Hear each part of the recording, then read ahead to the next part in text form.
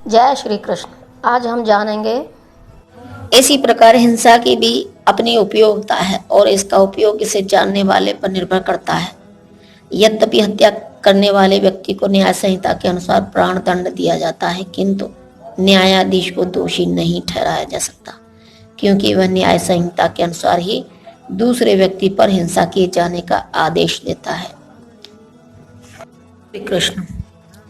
आणोरणीयान महतो महीयान आत्मास्य जंतुर्निहितो गुहायाम तम क्रतु पश्यति विद शोको धातु प्रसादान हिमान महात्मन है। परमात्मा तथा अणु आत्मा दोनों शरीर रूपी उसी वृक्ष पर जीव के हृदय में विद्यमान है और इनमें से जो समस्त इच्छाओं तथा शोकों से मुक्त हो चुका है वही भगवत कृपा से आत्मा की महिमा को समझ सकता है। कृष्ण परमात्मा के भी उद्गम है, जैसा कि अगले अध्यायों में बताया जाएगा, और अर्जुन अणु आत्मा के समान है जो अपने वास्तविक स्वरूप को भूल गया है। अतः उसे कृष्ण द्वारा या उनके प्रामाणिक प्रतिनिधि गुरु द्वारा प्रबुद्ध किए जाने की आवश्यकता है। हे पार्थ, जो व्यक्ति यह जानता है कि आत्मा अविनाशी, अजन्मा, शाश्वत तथा अव्यय है, वह भला किसी को कैसे मार सकता है या मरवा सकता है। तात्पर्य, प्रत्येक वस्तु की समुचित उपयोगिता होती है और जो ज्ञानी होता है वह जानता है कि किसी वस्तु को कहाँ और कैसे प्रयोग किया जाए। इसी प्रकार हिंसा की भी अपनी उपयोगिता है और इसका उपयोग इसे जानने वाले पर निर्भर करता है। यद्यपि हत्या करने वाले व्यक्ति को न्याय संहिता के अनुसार प्राण दंड दिया जाता है, किंतु न्यायाधीश को दोषी नहीं ठहराया जा सकता, क्योंकि वह न्याय संहिता के अनुसार ही दूसरे व्यक्ति पर हिंसा किए जाने का आदेश देता है।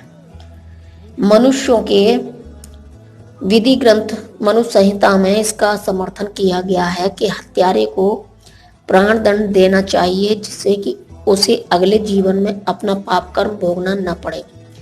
अतः राजा द्वारा हत्यारे को फांसी का दंड एक प्रकार से लाभप्रद है।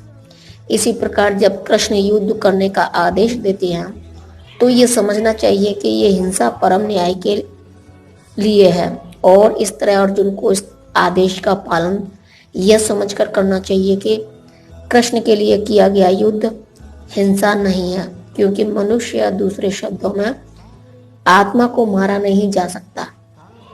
अतः न्याय के हेतु तथाकथित हिंसा की अनुमति है। शल्य क्रिया का प्रयोजन रोगी को मारना नहीं, अपितु उसको स्वस्थ बनाना है। अतः कृष्ण के आदेश पर अर्जुन द्वारा किया जाने वाला युद्ध पूरे ज्ञान के साथ हो रहा है, उससे पाप फल की संभावना नहीं है। जिस प्रकार मनुष्य पुराने वस्त्रों को त्याग कर नए वस्त्र धारण करता है, उसी प्रकार आत्मा पुराने तथा व्यर्थ के शरीरों को त्याग कर नवीन भौतिक शरीर धारण करता है। तात्पर्य, अणु आत्मा द्वारा शरीर का परिवर्तन एक स्वीकृत तथ्य है। आधुनिक वैज्ञानिक जन तक जो आत्मा के अस्तित्व पर विश्वास नहीं करते, पर साथ ही हृदय से शक्ति साधन की व्याख्या भी नहीं कर पाते, उन परिवर्तनों को स्वीकार करने को बाध्य हैं जो बाल्यकाल से कौमारावस्था और फिर तरुणावस्था से वृद्धावस्था में होते रहते हैं। वृद्धावस्था से यही परिवर्तन दूसरे शरीर में स्थानांतरित हो जाता है। इसकी व्याख्या एक पिछले श्लोक में जो 2.13 में की जा चुकी है। अणु आत्मा का दूसरे शरीर में स्थानांतरण परमात्मा की कृपा से संभव हो पाता है। परमात्मा अणु आत्मा की इच्छाओं की पूर्ति उसी तरह करते हैं जिस प्रकार एक मित्र दूसरे की इच्छा पूर्ति करता है। मुंडक तथा श्वेताश्वर उपनिषद में आत्मा तथा परमात्मा की उपमा दो मित्र पक्षियों से दी गई है जो एक ही वृक्ष पर बैठे हैं। उनमें से एक पक्षी अणु आत्मा वृक्ष के फल को खा रहा है और दूसरा पक्षी जो कृष्ण अपने मित्र को देख रहा है। यद्यपि दोनों पक्षी समान गुण वाले हैं, किंतु इनमें से एक भौतिक वृक्ष के फलों पर मोहित है,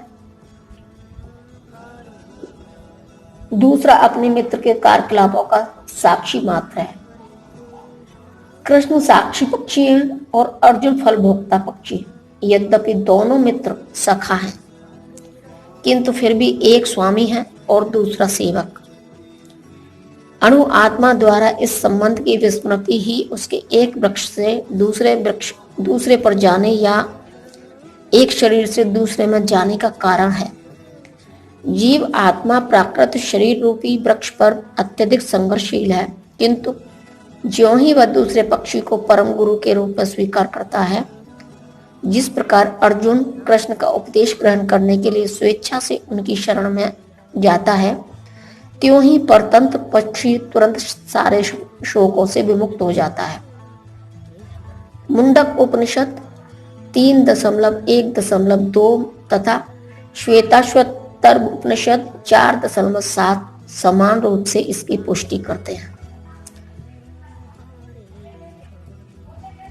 जैसे यद्यपि दोनों पक्षी एक ही वृक्ष पर बैठे हैं, किंतु फल खाने वाला पक्षी वृक्ष के फल के भोक्ता के रूप में चिंता तथा विषाद में निमग्न है।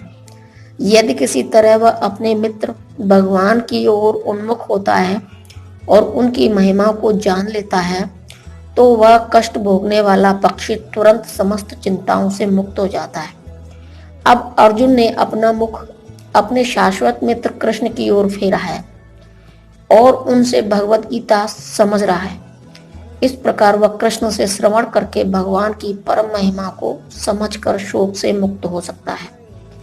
यहाँ भगवान ने अर्जुन को उपदेश दिया है कि वह अपने पितामह तथा गुरु के देहांतरण पर शोक प्रकट न करे, अपितु उसे इस धर्म युद्ध में उनके शरीरों का वध करने में प्रसन्नता होनी चाहिए, जिससे वे सब विभिन्न शारीरिक कर्म फलों से तुरंत मुक्त हो जाएं। बलिवेदी पर या धर्म युद्ध में प्राणों को अर्पित करने वाला व्यक्ति तुरंत शारीरिक पापों से मुक्त हो जाता है और उच्च लोक को प्राप्त होता है। अतः अर्जुन का शोक करना युक्त संगत नहीं है। यह आत्मा न तो कभी किसी शस्त्र द्वारा खंड खंड किया जा सकता है, न अग्नि द्वारा जलाया जा सकता है, न जल द्वारा भिगोया या वायु द्वारा सुखाया जा सकता है। तात्पर्य, सारे हथियार, तलवार, आग्नेयास्त्र, वर्षा के अस्त्र, चक्रवात आदि आत्मा को मारने में असमर्थ है। ऐसा प्रतीत होता है कि आधुनिक आग्नेयास्त्रों के अतिरिक्त मिट्टी, जल, वायु, आकाश आदि के भी अनेक प्रकार के हथियार होते थे। यहाँ तक कि आधुनिक युग के नाभिकीय हथियारों की गणना भी आग्नेयास्त्रों में की जाती है, किंतु पूर्व काल में विभिन्न पार्थिव तत्वों से बने हुए हथियार होते थे। आग्नेयास्त्र का सामना जल के यानी कि वरुण हथियारों से किया जाता था, जो आधुनिक विज्ञान के लिए अज्ञात है। आधुनिक विज्ञान को चक्रवात हथियारों का भी पता नहीं है। जो भी हो, आत्मा का न तो कभी खंड खंड किया जा सकता है, न ही किन्हीं वैज्ञानिक हथियारों से उसका संहार किया जा सकता है, चाहे उसकी संख्या कितनी ही क्यों न हो। जय श्री कृष्ण।